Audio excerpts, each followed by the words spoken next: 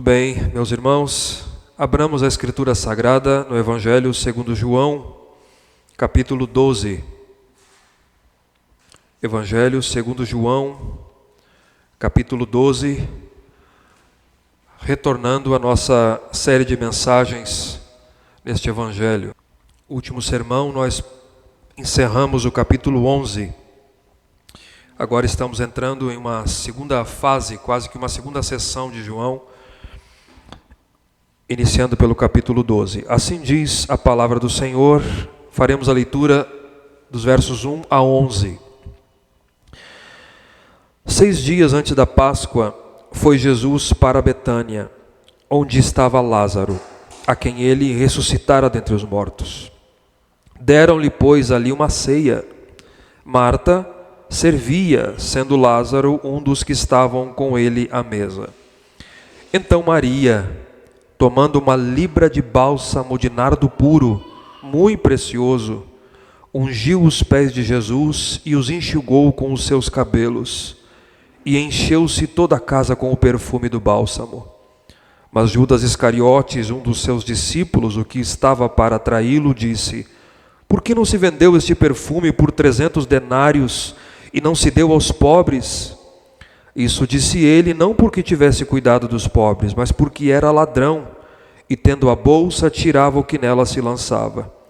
Jesus, entretanto, disse: deixai-a, que ela guarde isso para o dia em que me embalsamarem, porque os pobres sempre os tendes convosco, mas a mim nem sempre me tendes. Soube numerosa multidão dos judeus que Jesus estava ali, e lá foram não só por causa dele, mas também para verem Lázaro, a quem ele ressuscitara dentre os mortos. Mas os principais sacerdotes resolveram matar também a Lázaro, porque muitos dos judeus, por causa dele, voltavam crendo em Jesus. Até aqui, a leitura da palavra de Deus. Onde está o teu tesouro, aí também estará o teu coração. O que você tem de mais precioso? Já se fez essa pergunta? O que você mais ama? Porque, independentemente da resposta que você der, o seu coração, a sua devoção, as suas prioridades, todo o seu amor, o seu afeto, o seu tempo, os seus recursos, os seus esforços estarão empregados ali. É inevitável. Onde está o teu tesouro, aí estará o teu coração. Mas tem uma segunda pergunta, uma segunda questão que nós meditamos na liturgia que é importante. O que darei ao Senhor por todos os seus benefícios? O que daremos ao Senhor? O que fazer? A verdade, irmãos, é que não há o que nós possamos fazer para retribuir todo o favor que Deus fez, todo o favor que Deus, tudo que Deus fez para conosco. Como expressar ao Senhor a nossa gratidão, como expressar ao Senhor o nosso profundo amor, o valor que Cristo tem para mim e para você. Como fazer isso? Isso nós aprendemos com essa família, com Maria, irmã de Lázaro, que estava morto há 4 dias, mas que foi trazido de volta por Jesus e entregue à sua família, à sua irmã. Lázaro agora está em casa. O que fazer diante de Jesus? Como você agiria se você fosse Marta e Maria? Se um ente querido seu fosse trazido de volta da sepultura, o que você faria? Nós temos visto até aqui que João escreveu esse evangelho, ele registrou no capítulo 20, verso 30, o seu propósito, para que creiais que Jesus é o Cristo, o Filho de Deus, e para que crendo tenhais vida no seu nome. Esta é a razão de João escrever este evangelho. A estrutura dele eu já passei para vocês, como é que João organiza os eventos que ele escolhe para atingir este alvo, este objetivo. Você pode dividir basicamente assim, ele tem uma introdução, capítulo 1, dos versos 1 a 18, que é chamado prólogo, João estabelece a divindade, a encarnação do Verbo, que é Jesus, e encerra no capítulo 21 com um epílogo, uma conclusão. Entre essas duas partes você tem duas grandes divisões. Primeiro, do capítulo 1, verso 19, até o final do capítulo 12, é chamado Livro dos Sinais, que João destaca, ele narra 7 sinais de Jesus que apontam para a sua divindade, são atos sobrenaturais de Cristo, que nós já vimos o 7º, que é a ressurreição de Lázaro. E depois o livro da paixão, ou o livro da glória, livro dos sinais, livro da glória, o livro da paixão, que começa tecnicamente no capítulo 13 e vai até o capítulo 20. No final, nessa segunda metade, João começa a explicar por que Jesus veio a morrer como o Cordeiro de Deus. Tudo nessa parte aponta para a cruz de Cristo, para o seu sofrimento, para a sua angústia e para a sua morte. No capítulo 11, então, nós meditamos no último sinal de Jesus, que foi a ressurreição de Lázaro, que apontou para Cristo como Filho de Deus, como enviado de Deus, e aquele que tem poder sobre a morte. Ele é a ressurreição e a vida. E na sequência, primeiro dos versos 1 a 44 do capítulo 11, dos versos 45 a 57, as reações que tiveram, as reações ao milagre de Jesus. Nós vimos que muitos judeus creram em Jesus, verso 45, outros, dos versos 46 a 54, foram entregar Jesus aos fariseus, que tramam a morte de Jesus. Eles decidem matar Jesus. Aí você lê aí no verso 44, de sorte que então Jesus já não andava, verso 54, Jesus já não andava publicamente entre os judeus, mas retirou-se para uma região vizinha ao deserto, provavelmente deserto da Judeia, para uma cidade chamada Efraim, uma pequena vila de 20 a 24 quilômetros a nordeste. E Jesus permanece ali com seus discípulos, e o verso 55 a 57 diz que a multidão está em Jerusalém, à procura de Jesus, porque eles foram para se purificarem, estava perto a Páscoa. Eles estão à procura de Jesus. Será que Jesus vem? Será que ele vem? E Jesus tinha se retirado. O capítulo 12, onde nós estamos, irmãos, funciona para muitos como uma espécie de transição para aquela segunda grande divisão do livro da glória, do livro da paixão. Ou seja, dos versos 1 a 50, todo o capítulo 12, são cenas finais que levam à semana da paixão. Nós estamos aqui há uma semana da Páscoa, da paixão. Então, esse capítulo consiste em cenas, várias cenas que aconteceram antes da Páscoa, da paixão de Jesus. São 4 sessões. A primeira, Jesus é ungido em Betânia, nós veremos hoje, dos versos 1 a 11. A segunda, a entrada triunfal de Jesus em Jerusalém, dos versos 12 a 19. A terceira, Jesus é procurado pelos gregos, verso 30 a 36. E a quarta, Jesus é rejeitado pelos judeus, dos versos 37 a 50. Então, Jesus é ungido em Betânia, ele entra em Jerusalém, ele é procurado pelos gregos e ele é rejeitado pelos judeus. São 4 sessões que fecham cenas finais do capítulo 12 até a Páscoa. Hoje, a primeira delas, nós veremos Jesus é ungido em Betânia. Esse relato, irmãos, que nós lemos, segundo Mateus e Marcos, que também registram com João, aconteceram na casa de Simão, o leproso. Alguns dias, semanas após Jesus ressuscitar Lázaro dentre os mortos, talvez 2, 3 semanas.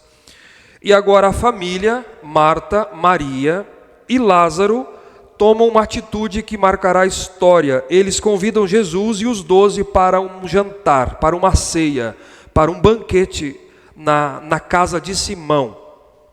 E tudo aponta, o contexto, que esse jantar, esta ceia, esse banquete foi realizado para expressar profunda gratidão a Jesus pelo que ele fez pela família, na ressurreição de Lázaro. Esse é o grande contexto. Esse jantar foi preparado em honra a Jesus, expressando profunda gratidão a Jesus por aquilo que ele fez.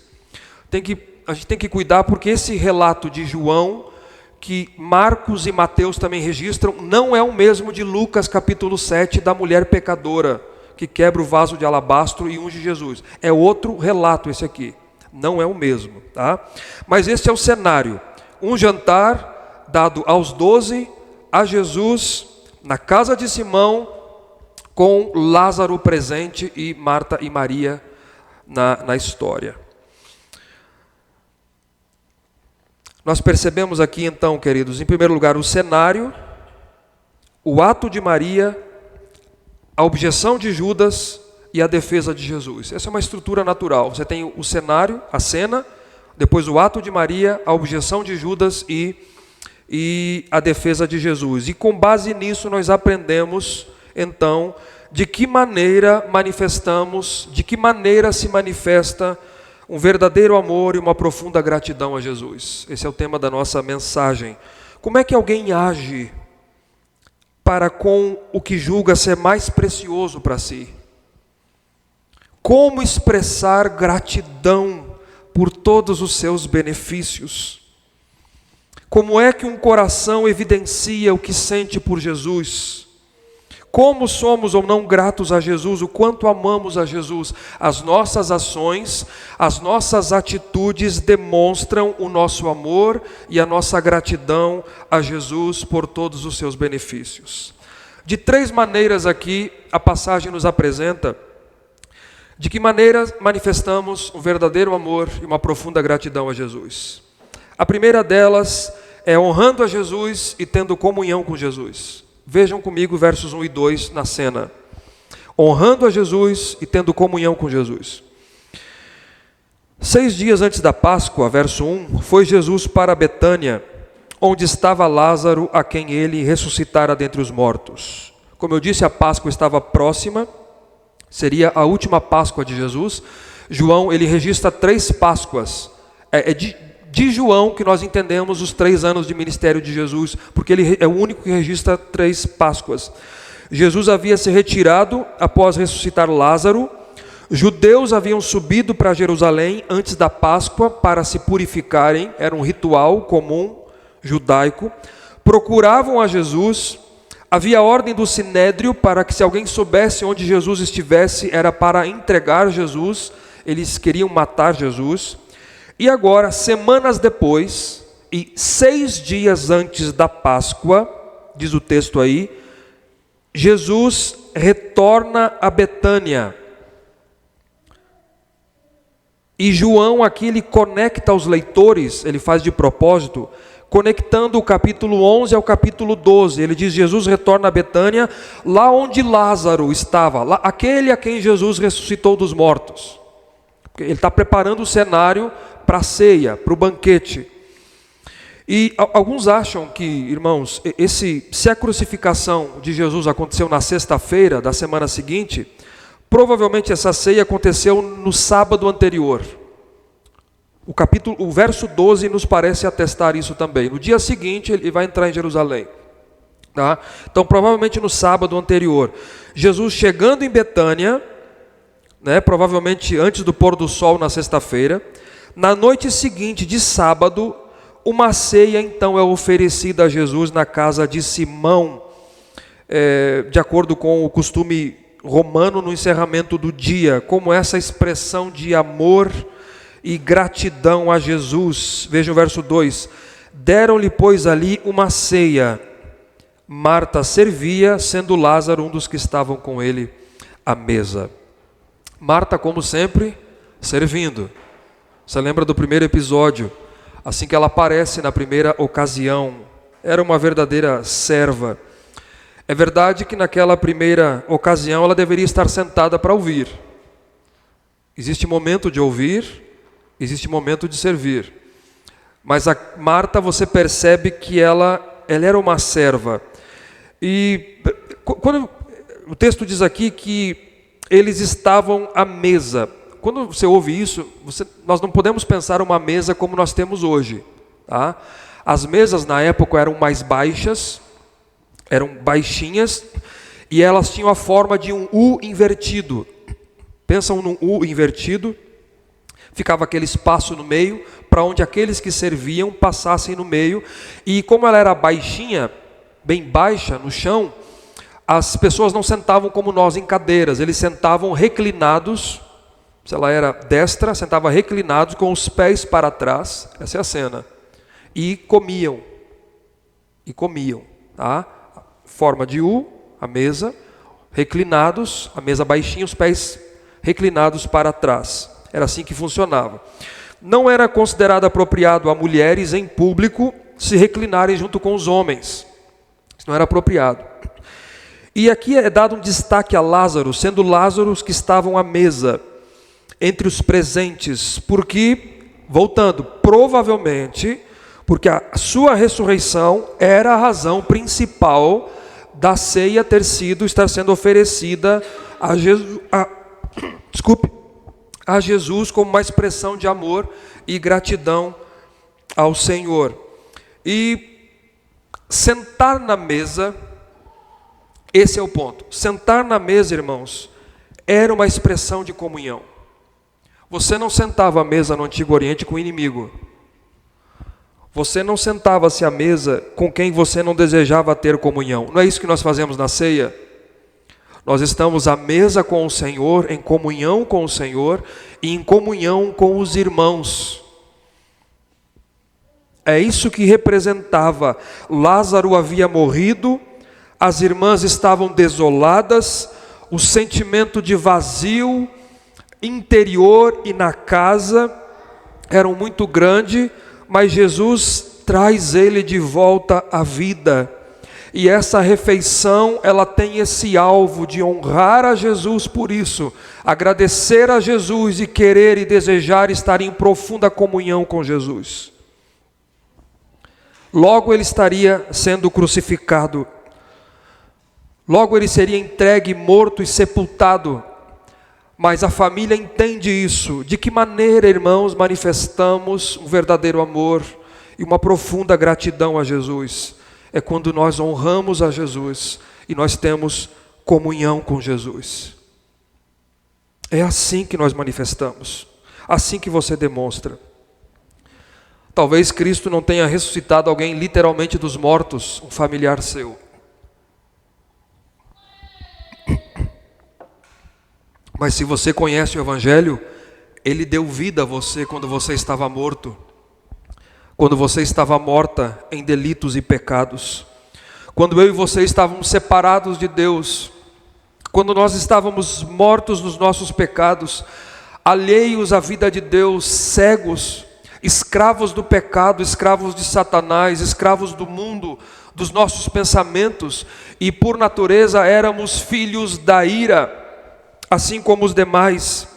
Cristo nos ressuscitou da morte, Cristo nos deu vida espiritual e ainda nos fez a promessa de que um dia Ele nos ressuscitará. Um dia Ele nos ressuscitará e um dia nós estaremos à mesa com Ele nas chamadas bodas do Cordeiro, com o nosso Senhor. Então eu pergunto a você, como não ter comunhão com Ele? Como você pode não desejar ter comunhão com Ele? Como um crente que foi trazido da morte para a vida pode não ter desejo de comungar com Cristo, de buscar a Cristo, de ansiar, de anelar, de desejar todos os dias da sua vida estar em comunhão com Cristo? Como você e eu podemos não ter o desejo de honrar a Cristo com a nossa vida? Como não desejar estar perto dEle? Quem você mais ama? Quem você mais deseja honrar nesse mundo? Você honra pessoas, você honra o trabalho, filhos, pai, mãe, mais do que a Cristo. Como não agradecer? O que daremos ao Senhor por todos os seus benefícios? Como não ter prazer em orar a Ele? Como não ter prazer em manter comunhão com Ele? Como não ter prazer em ler a palavra dele, em ouvir a voz dele? Como é que nós trocamos isso? Eu lembro que em meados de 2010, eu trabalhava numa empresa e tinha um rapaz que era colega meu e ele era professor de dança, ele dançava. E teve uma ocasião que a empresa estava crescendo muito e pediram para trabalhar no domingo, né? Você pode trabalhar no domingo? A minha resposta foi, você já sabe a minha resposta, é não. Você já me conhece, você já sabe a minha resposta, é claro que não. E perguntaram para ele disse não também. Mas aí ele veio perguntar para mim o porquê que eu fazia isso. Por que você faz isso? A minha resposta foi, como não fazer isso? Como eu não faria isso? O que eu darei ao Senhor por todos os seus benefícios para comigo? Tudo que eu sou, tudo que eu tenho, todo o meu ser é dele. Porque, como não fazer isso? Não é porque que eu faço isso, é como não fazer isso. Aí ele respondeu equiparando, ele disse, é o mesmo que eu sinto com a dança. Irmãos, pelo menos ele foi coerente com a resposta, mas aquilo me deixou tão bravo no coração, porque ele estava comparando a minha vida com o Senhor, o amor por Cristo, com a sua dança. Veja, eu não estou desprezando o trabalho, eu não estou desprezando, mas em pé de igualdade, ele disse, eu entendo você, eu sinto exatamente o mesmo. Não é possível, não pode sentir o mesmo. Você não pode sentir o mesmo, não é igual.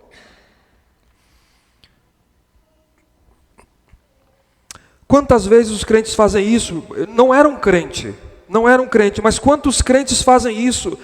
Parecem ter o mesmo prazer, o mesmo desejo, o mesmo amor por outras atividades do que para com o Senhor. Para com o Senhor, honram mais, têm mais respeito pela sua própria empresa, pelo seu próprio trabalho, do que para com Cristo. Elevam outras coisas no lugar de Cristo. Não é assim que nós honramos a Cristo com a nossa vida. Eu não sei se você já foi ajudado por alguém, ou se alguém já tirou você, já livrou você de um perigo de morte. Como não ser grato? Jesus livrou você da condenação eterna. Como é que você manifesta profunda gratidão? Honrando outra coisa no lugar ou colocando em pé de igualdade com o seu Senhor? De que maneira manifestamos um verdadeiro amor, uma profunda gratidão a Jesus? Honrando a Jesus e buscando, tendo comunhão com Jesus. Foi assim que essa família manifestou isso. Preserve, mantenha, tenha comunhão com Cristo. Ame orar a Cristo, ame estar com Cristo, ame o culto a Cristo, ame a palavra de Cristo. Honre a Cristo. Se Cristo é o seu tesouro mais precioso, o que há de maior e de maior valor na sua vida, você honrará a Ele. Se Ele for isso para você, você honrará a Ele. Você fará isso. Se Cristo for o seu bem mais precioso, você honrará a Ele mais do que tudo, acima de tudo, como essa família fez. Honra a Cristo, comunhão com Cristo. Assim manifestamos o verdadeiro amor e uma profunda gratidão a Jesus. Mas tem uma segunda maneira de manifestarmos o verdadeiro amor e uma profunda gratidão a Jesus, tendo verdadeira devoção a Jesus. Tendo verdadeira devoção a Jesus. Veja o verso 3 comigo, agora o ato de Maria. Então Maria, que ela aparece na cena, ele vai contrastar Maria com Judas, daqui a pouquinho. Maria com Judas, na sequência. Tomando uma libra de bálsamo de nardo puro, muito precioso, ungiu os pés de Jesus e os enxugou com seus cabelos, e encheu-se toda a casa com perfume de bálsamo. Irmãos, um bálsamo, o que é um bálsamo? É um unguento, é um perfume. Isso que é um bálsamo, tá? Ele é feito de uma resina aromática. ela trouxe uma libra. Uma libra é uma medida de peso para especiaria, é uma medida romana que equivale a 325 gramas. Uma libra romana. Só que essa libra romana, esse bálsamo, ele é extraído de nardo puro. Nardo puro. O que é nardo? É uma planta, é uma erva, cuja a raiz ou do caule se extrai, se prepara esse perfume caríssimo. E ele era cultivado nas montanhas do norte da Índia, era muito distante dali. No Himalaia, era muito distante daquele local, e ele diz aqui nardo puro, que é a expressão para genuíno. Puríssimo, genuíno. E aqui representa uma alta quantia. Veja o verso 5, que Judas rapidamente faz o cálculo. Rapidamente ele faz o cálculo aqui, e equivale a 1 ano de trabalho. 1 ano de trabalho. Faça as contas aí só com um salário mínimo para você perceber o que vale isso. No mínimo. Equivale a 1 ano de trabalho. O que que Maria fez com o perfume precioso? Mateus e Marcos registram que ele estava num vaso de alabastro, que é um vaso, é uma espécie de uma pedra branca ou clara, bem pouco resistente, fininha, parecida com mármore. E era usada para se fazer jarros, vasos e até esculturas. Era um vaso de alabastro, e Maria carregava esse perfume caríssimo dentro desse vaso de alabastro. Imagine a cena agora, o seu coração transbordando de amor, de gratidão a Jesus por aquilo que Jesus tinha feito. Ela chega com esse vaso e derrama esse vaso aos pés de Jesus. Jesus está reclinado na mesa, imagine a cena, os pés para trás. Mateus e Marcos registram que ela unge a cabeça de Jesus, que era comum fazer isso com os convidados, fazer isso como um gesto de honra. Mas, e também que Marcos diz que ela quebra esse vaso para despejar o perfume, talvez começando pela cabeça, despejando sobre Jesus, e vai nos seus pés, onde João dá ênfase, e despeja todo aquele perfume caríssimo naquela mesa, naquele invertido, Jesus com os pés para trás, todo o seu conteúdo, e a casa se enche com aquela fragrância. Ela esvazia toda aquela quantidade, e ela faz algo que é impensável para a sua época. Um ato estranho, talvez culturalmente escandaloso. Uma mulher raramente soltava os cabelos em público naquela época, e somente o marido deveria ver os seus cabelos. Ela solta os cabelos e ela enxuga os pés de Jesus. Em reverência, em devoção, ela enxuga os pés de Jesus com os seus cabelos. Sabe por quê, irmãos? Porque o amor a Cristo, ele supera qualquer convenção. Ele supera convenções. Isso é adoração. Isso é um ato que reconhece quem é Cristo e que oferece tudo a Ele. Tudo a Ele. É de quem sabe, de fato, quem está perto dela e o que Ele fez por ela. Ela oferece tudo a Ele. É um gesto de devoção verdadeira, profunda, de reverência, de reconhecimento, de amor, de adoração. Maria sente que ela deve tanta gratidão a Jesus pela salvação dela e por aquilo que ela fez pelo seu irmão. O seu irmão estava de volta ali na mesa. Que tudo que ela tem, o melhor que ela tem, ela oferece a Jesus. Deus não precisa do seu dinheiro. Se tem porventura alguém aqui pensando nisso agora, ou alguém que me assiste pelo nosso canal, Deus apenas quer que você seja fiel com aquilo que Ele deu a você. O que Ele pede de você é fidelidade. O que Deus quer é a sua devoção total. é a nossa devoção sincera, com tudo que você tem, com tudo que você é, com tudo que Deus deu a você. É isso que Deus quer. Quem é Cristo? Você deve se perguntar isso nessa manhã. Quem é Cristo para mim? O que Cristo representa para mim? Você tem dado o seu melhor ao Senhor? Pense aí, meu irmão. Você que me assiste pelo nosso canal, você tem dado o seu melhor a Jesus? Quem é a sua devoção? Quem é a sua devoção? Um verdadeiro amor a Jesus e uma profunda gratidão a Jesus se manifesta dessa maneira, tendo verdadeira devoção a Jesus. Isso Maria tem no coração. Tem uma música que eu ouvi há muitos anos, eu não vou lembrar aqui exatamente a letra toda, mas tem uma partezinha dela que eu destaco. Dizia assim, provavelmente pensando no capítulo 7 de Lucas, que é parecido com esse, do vaso, que o vaso de alabastro, ele tem que ser quebrado, e o perfume tem que ser totalmente derramado. E aí essa expressão agora, só quem conhece a grandeza do perdão que recebeu, entrega em amor todo o tesouro seu para adorar a Deus. Só quem conhece a grandeza do perdão que recebeu, entrega em amor todo o tesouro seu para adorar a Deus. O que você faria? O que você faria no lugar de Maria? O que você faz? O que você tem feito? Veja o contraste com Judas agora. João contrasta Maria com Judas, versos 4 e 6.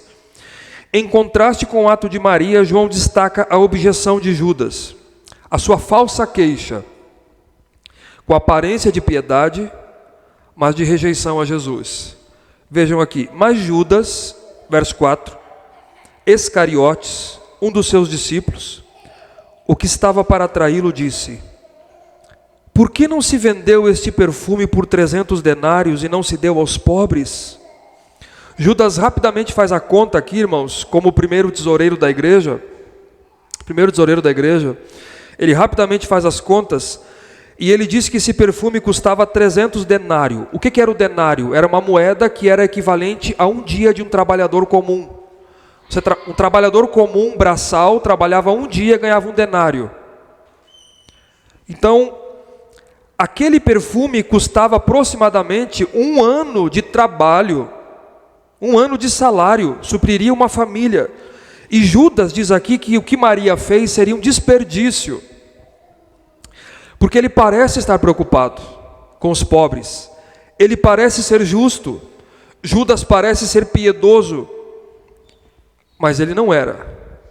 Nós devemos estar preocupados com os pobres, com os necessitados, com os aflitos. Jesus fez isso, sempre foi preocupado, mas Judas não era. Veja como João desmascara Judas. João desmascara. Em contraste com Maria, João diz assim, que isto, verso 6, disse ele não porque tivesse cuidado com os pobres, mas porque ele era ladrão. Tendo a bolsa, tirava o que nela se lançava. Sabe o que Judas queria? O valor para ele. Ele queria para ele. A fala de Judas só revela o seu coração, em contraste claro com Maria. Jesus era o amor de Maria. Jesus era a devoção de Maria. O dinheiro era o Deus de Judas. Jesus era o Deus de Maria. Judas só tinha dinheiro na cabeça. Ele fazia isso com a bolsa. Ele era responsável pela bolsa de guardar o que o colégio apostólico recebia de ofertas para a alimentação de Jesus, dos apóstolos. Ele roubava de Jesus e dos apóstolos. Ele roubava. E daqui a alguns dias ele vai trair Jesus. Ele venderá Jesus por 10 vezes menos. 30 moedas de prata. Essa era a devoção dele. Era o dinheiro. O Deus dinheiro. Então João contrasta a atitude de Maria com a atitude de Judas. Maria ama Jesus de verdade. Jesus é o Deus dela. Judas está ao lado de Jesus, mas não ama Jesus. O dinheiro é o seu Deus. Nós vemos aqui dois caminhos contrastantes. O caminho de Maria, adoração, devoção, rendição a Jesus. O caminho de Judas, incredulidade, rejeição e traição. Dois corações contrastantes. Maria, quebrantada, generosa, adoradora. Judas, calculista, falso, egoísta. Maria viu o valor de Cristo. Judas viu uma oportunidade de ganho pessoal. Maria deu tudo. Judas vendeu o Senhor por 30 moedas de prata. Duas atitudes contrastantes. O que nos faz pensar, onde está o nosso coração? Qual dos dois reflete o seu coração? É importante que eu e você saiamos daqui nessa manhã pensando nisso. Qual dos dois caminhos, corações, reflete o seu? Quem é a sua devoção diária? Você tem feito de tudo para servir a Cristo? Com todo o seu coração, com toda a sua força, com toda a sua capacidade, com tudo que Deus lhe deu, com seus esforços. Onde está o seu coração? O de Maria estava em Jesus. Ela ofereceu o que tinha de melhor na sua casa a Jesus. Veja, irmãos, não é o valor, o dinheiro, mas é o que representa. É o que representa, o ato dela representa essa devoção profunda, esse amor a Jesus. O que é que eu faço para agradecer o meu Senhor? O que é que eu faço para demonstrar que eu amo o meu Senhor? Tudo que eu tenho é dele, entrega aos pés de Jesus.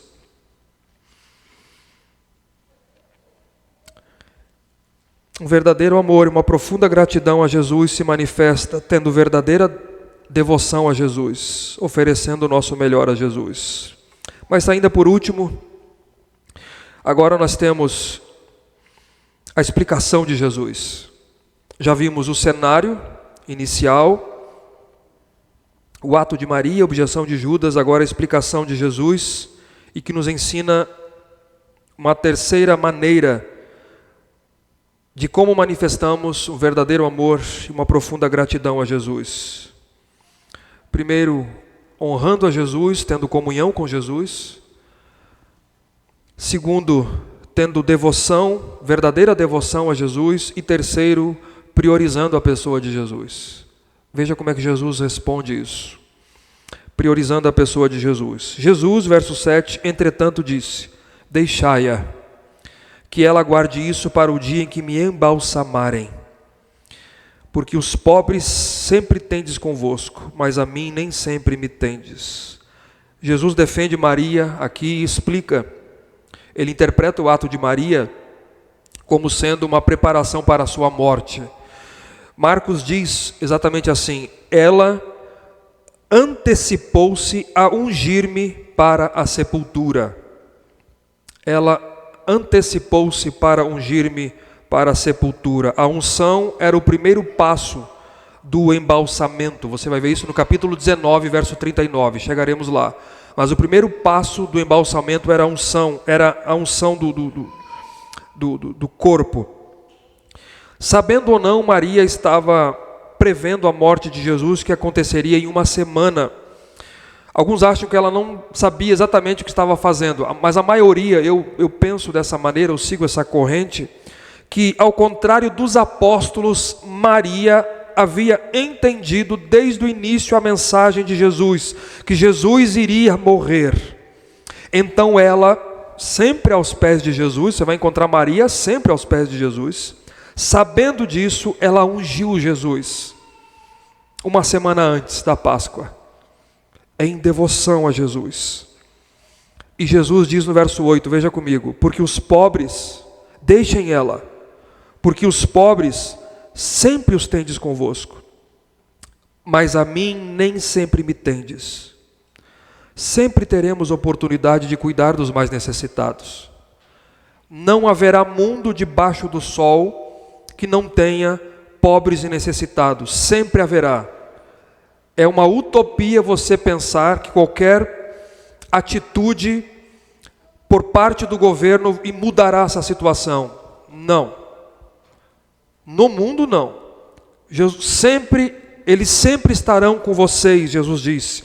Mas quem está aqui agora sou eu. Logo eu vou ser entregue, traído, entregue e crucificado e morto.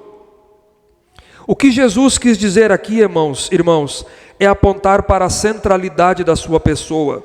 Jesus não desprezava os pobres e não estava negando a importância dos pobres. Ele nunca fez isso e nunca orientou. A igreja deve se preocupar com os pobres, mas ele está revelando a centralidade da sua pessoa e da sua missão. Ele está dizendo que nesse momento, ungí-lo por antecipação para o sepultamento, é muito mais importante. E Maria entendeu isso.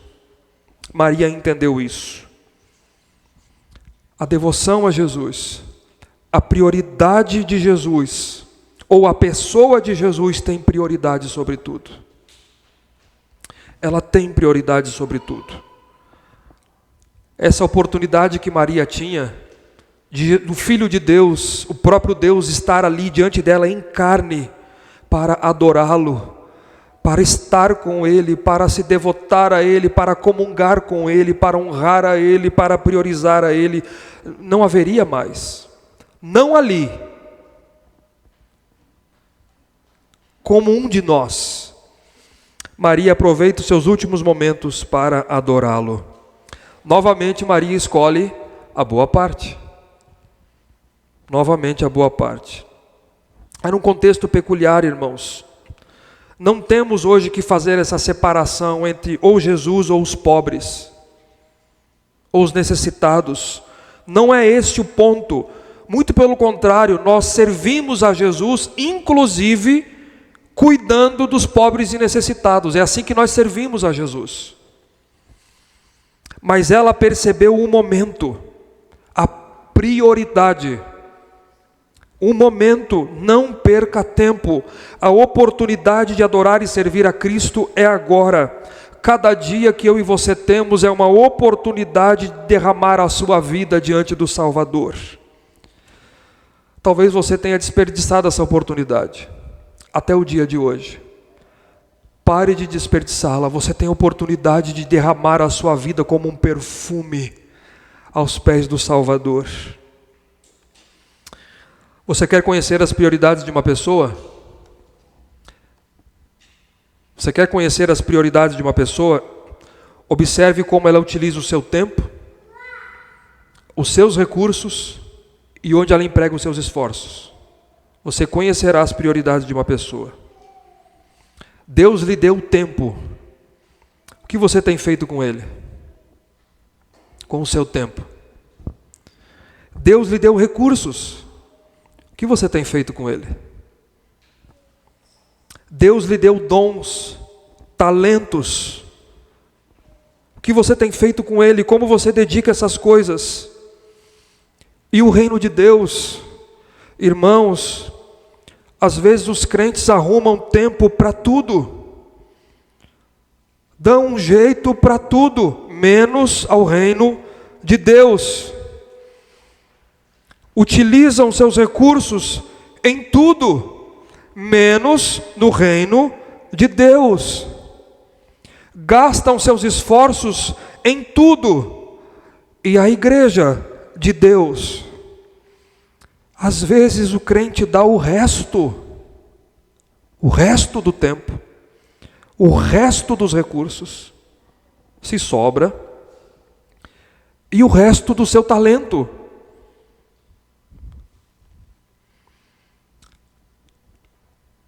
Você está percebendo essa manhã que é exatamente o contrário.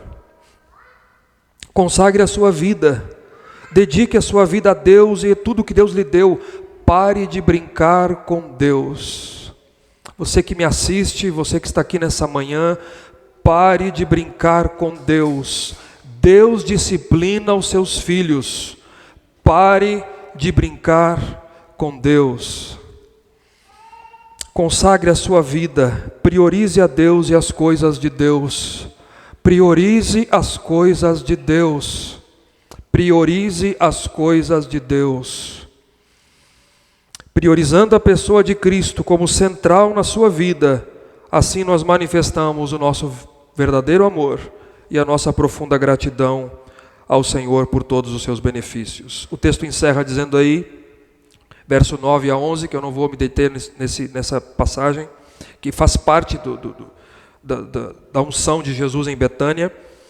Soube numerosa multidão dos judeus, então, que Jesus estava ali, ou seja, elas estavam em caravanas, e agora começou a espalhar a notícia do paradeiro de Jesus. Em Jerusalém, eles recebem a notícia que Jesus está em Betânia. Depois de um certo tempo, essa multidão se reúne e viaja de Jerusalém para Betânia para ver Jesus e Lázaro, que Jesus ressuscitara. Muitas pessoas, depois de verem Jesus e Lázaro, creram. Essa notícia se espalha, voa rumo a Jerusalém, e onde os sacerdotes se encontram e decidem então matar Jesus e Lázaro também agora. Olha a ironia.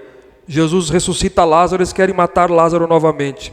Em vez de se renderem a Jesus, como essa família, eles decidem matar não só a Jesus, mas a Lázaro. O verso 11 responde por quê. Porque muitos dos judeus, por causa dele, de Lázaro, voltavam crendo em Jesus. Muitos passaram a crer em Jesus, deixando a lealdade dos líderes. Para encerrar, queridos,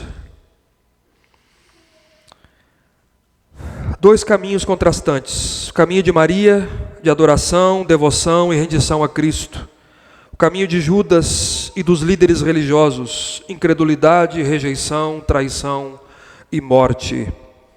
Você quer saber como é que se manifesta um verdadeiro amor? Romanos 5,8. Deus prova o seu amor para conosco, pelo fato de Cristo ter morrido por nós, sendo nós ainda pecadores. A prova do verdadeiro amor está na cruz. Foi na cruz. Quando diz o nosso inário, um dia eu vi os meus pecados castigados em Jesus. Ele nos amou verdadeiramente.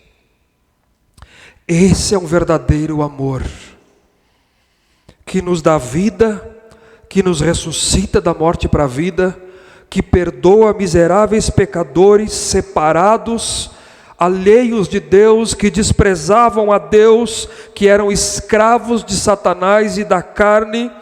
Ele nos dá vida porque Ele nos amou. O que fazer diante de tamanho amor? O que eu e você devemos fazer? Honre a Jesus. Tenha comunhão com Jesus. Tenha devoção a Jesus. Priorize a Jesus. Onde está o seu tesouro? A sua devoção é uma devoção enraizada na cruz, por amor e gratidão a Jesus. Ele se entregou totalmente por mim e por você. Deseje isso. Deseje isso. Deus o Pai ofereceu o que Ele tinha de melhor, o seu único Filho, para que você e eu hoje, por meio da habitação do Espírito de Deus, habitando em mim e você, concedendo graça a mim e a você, como forma de gratidão e de amor, você honre a Ele com a sua vida, fazendo dele aquilo que é de mais importante para você. Você tem a comunhão com Ele, você tem a verdadeira devoção a Ele, e você priorize a Ele. E eu queria encerrar dizendo, talvez você que me acompanha e me assiste, que está nos visitando nessa manhã, nunca pensou em Jesus dessa maneira. Se Jesus está chamando você pela pregação do Evangelho, você precisa se arrepender dos seus pecados, da sua maneira de vida, do seu modo de viver para você mesmo, e passar a crer, a se entregar verdadeiramente a Jesus. Verdadeiramente a Jesus. Se você não fizer isso, você permanecerá morto nos seus pecados, escravo do seu pecado, escravo da sua natureza pecaminosa e condenado à eternidade longe de Cristo. Cristo está chamando você. Se Ele estiver chamando você, se renda a Ele. Se renda a Ele e haja como Maria, com a graça dEle, porque por nós não conseguimos. Com a graça de Cristo, você hoje pode entregar-se totalmente a Ele. Fiquemos de pé.